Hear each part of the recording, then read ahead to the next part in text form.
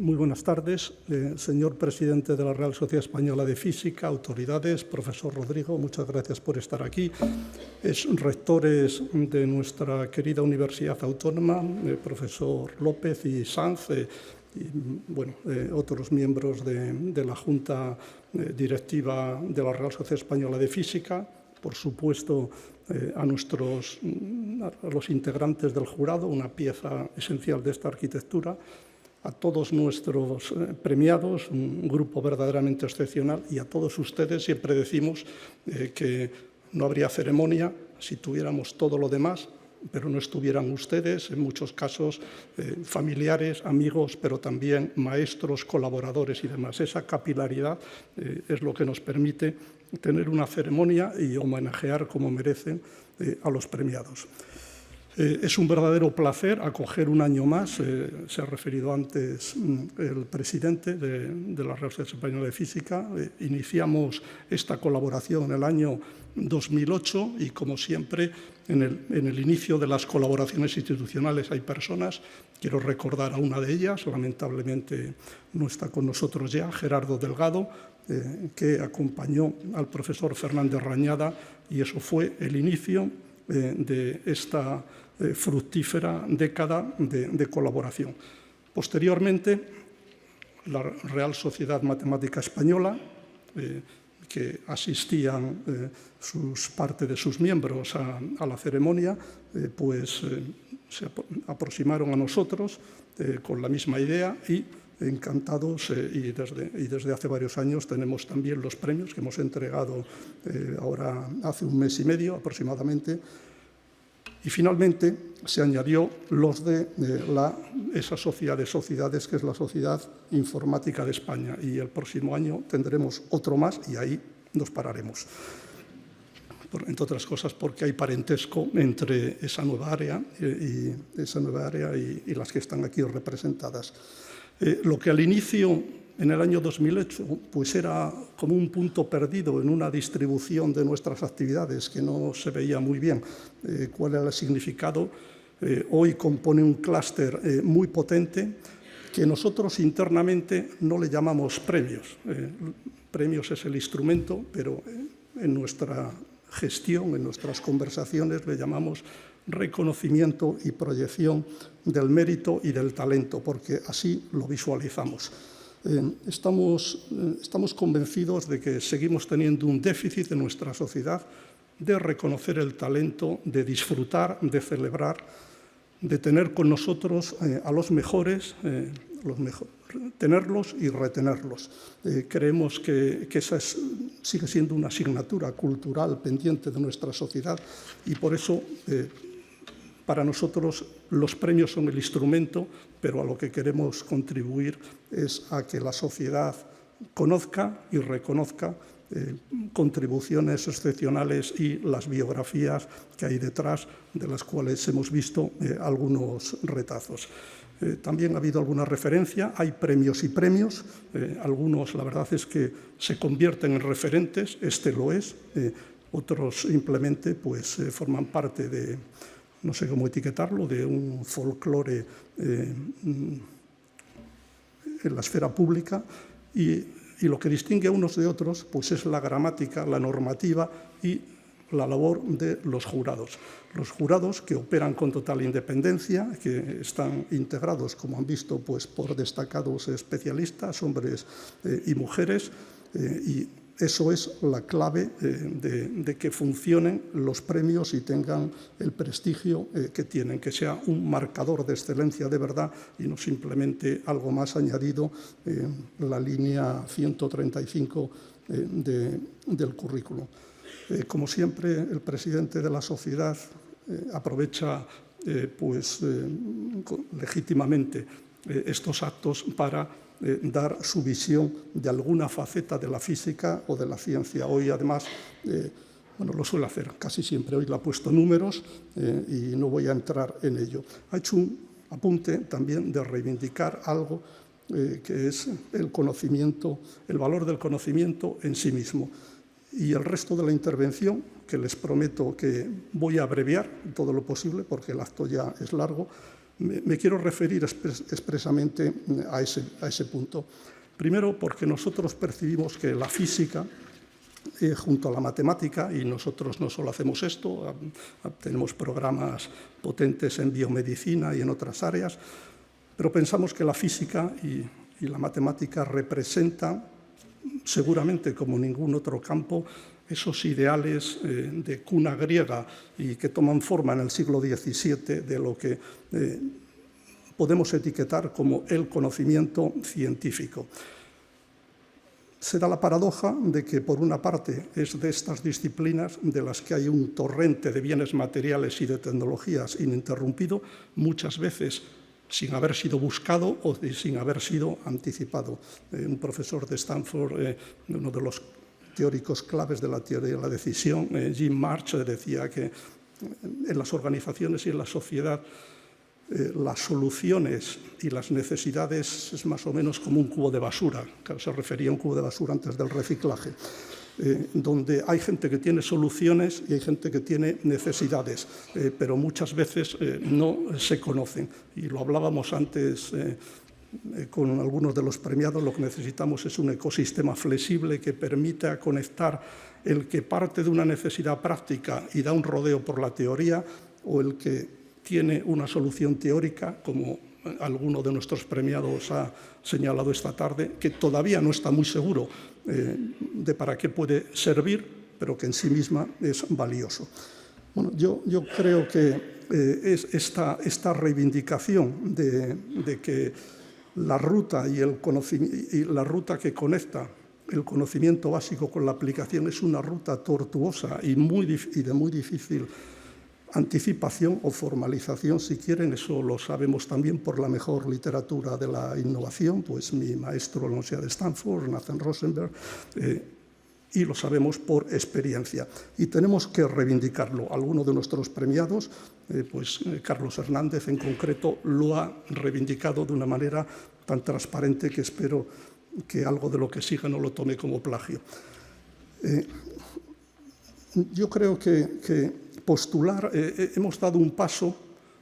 frente a los decisores públicos y privados tratando de justificar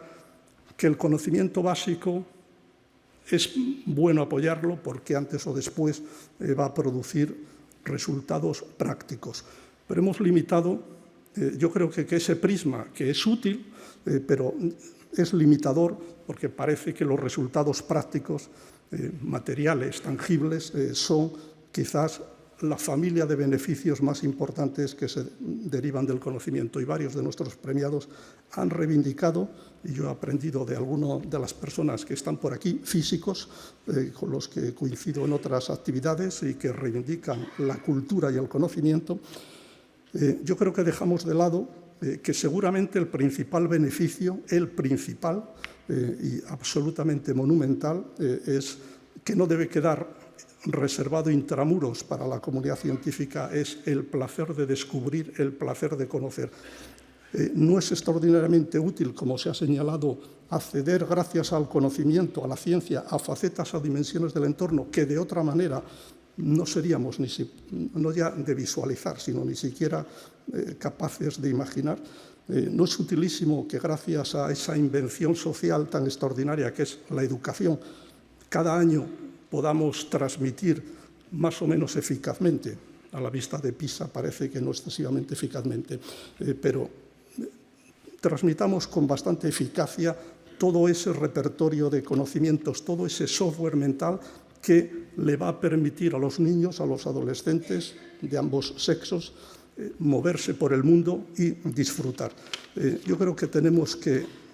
reivindicar ese papel del conocimiento básico, tranquilizar a los policymakers de que antes o después hay resultados prácticos, pero es que además hay un resultado práctico monumental, que es que alguien que ha incorporado parte de la visión científica ha transformado su mente y eso rinde dividendos en multitud de planos. La política científica ha tenido desde la Segunda Guerra Mundial muchas ventajas y algunos inconvenientes, y uno de ellos es este tratar de poner objetivos externos a la ciencia. La mayor parte de las veces no se cumplen, pero es un ritual que condiciona al final el desarrollo de disciplinas y algunas áreas, pues concretamente la biomedicina, sin valorar en modo alguno su valor, ha desarrollado esa cultura que en parte es de sobrevender, que del modelo del ratón en el laboratorio a la solución práctica, pues parece que hay un trecho corto y además previsible. Bueno, yo creo que la comunidad de los físicos, incluyo a los matemáticos, tienen una visión un poquito más compleja de las cosas y más ajustada a los datos. Yo creo que quizás en este turbulento periodo en el que nos encontramos, donde tenemos desafíos pues como el cambio climático, aquí con la cumbre estos días, puede parecer un poco obsceno reivindicar el conocimiento por el conocimiento. La biología nos ha dado muchas claves de lo que somos y de lo que nos une y nos separa de otras especies animales, pero una fundamental es que somos animales simbólicos, que ya, como dicen los lógicos, nuestro lenguaje común abstrae. Cualquier de esos términos que llamamos sustantivos no responde a un dato de los sentidos, es una abstracción. Cuando a esto le llamamos silla, que no se parece sin tener que describir precisamente su forma, su material, su color, etcétera, es porque ya mentalmente estamos abstrayendo. Y, por supuesto, pues los modelos, las teorías de la ciencia nos permiten entrar en eso que el filósofo Karl Popper llamaba el mundo 3. Por tanto, reconocemos que la física aporta, como ninguna otra disciplina, un torrente de bienes y servicios, de beneficios prácticos. Hay que mejorar el ecosistema de cómo se interactúa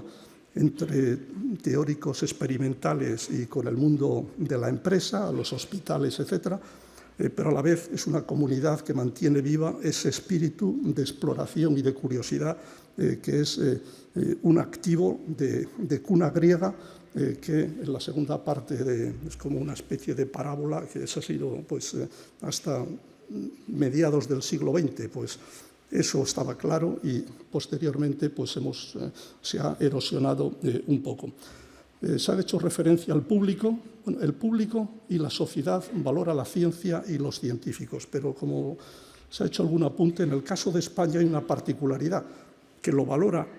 más que el público de otras sociedades europeas,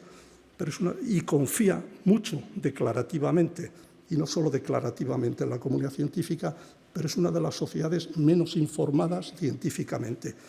No vamos a tirar por la borda lo positivo, que es la valoración de la ciencia, el prestigio de los científicos, pero tenemos que corregir ese desequilibrio y tratar de alinear la confianza y el prestigio latente que hay en la sociedad acerca de la comunidad científica con el conocimiento. Un filósofo y educador americano, como John Dewey, en un artículo publicado en Science, una verdadera joya que merece la pena ser leído, del 16 de marzo del 34, titulado La suprema obligación intelectual, exponía con admirable claridad las tensiones en los múltiples roles de los científicos. Era comienzos de los años 30. Ya reconocía por ahí en la segunda columna esas exigencias del investigador, que también es docente y que también es administrador. También había burocracia entonces. Pero a pesar de eso, hacía un llamamiento muy potente, que este llamamiento estuvo en la base de todo el movimiento educacionalista de promoción de la ciencia en Estados Unidos y en el mundo anglosajón. Llegaba a decir que la suprema obligación intelectual, y traduzco aquí rápidamente de un párrafo, decía que la responsabilidad de la ciencia no se puede completar por métodos educativos que estén concernidos casi exclusivamente o fundamentalmente con la autoperpetuación de la ciencia especializada, olvidando informar al público, a la sociedad, a un número mucho más amplio, para adoptar en la constitución de su mente las actitudes de apertura, de integridad intelectual, de observación, de interés en testar las propias opiniones y las creencias que son característicos de la actitud científica. Toda una hoja de ruta de los años 30. Hemos visto pues nuestros premiados, especialmente los que lo han sido por sus contribuciones en la enseñanza o en la difusión de conocimientos, que es un terreno, y alguno ha hecho referencia a ello, no está suficientemente reconocido, y es cierto, pero yo creo que aquí es un punto donde nos jugamos el que la sociedad no quede desconectada de lo que ocurre en el laboratorio y en la mesa de trabajo, y tengamos pues fenómenos como en parte los que estamos viendo estos días, en parte por construcción de los medios de comunicación, donde somos capaces de escuchar voces valiosas, legítimas, interesantes y útiles, pero mucho menos importantes que las de la comunidad científica, que casi no se han escuchado. Acabo felicitando a los premiados, animándoles, a muchos de ellos ya lo hacen en su trabajo, a que sigan, pues, de alguna manera, difundiendo el conocimiento, haciendo visible el valor del conocimiento, gracias a la Real Sociedad Española de Física y otra vez a los integrantes del jurado, que como siempre pues hacen un trabajo espectacular y comprometido. Y bueno, muchas gracias a todos ustedes. Como dije al principio, sin ustedes pues no habría ceremonia. Muy buenas tardes.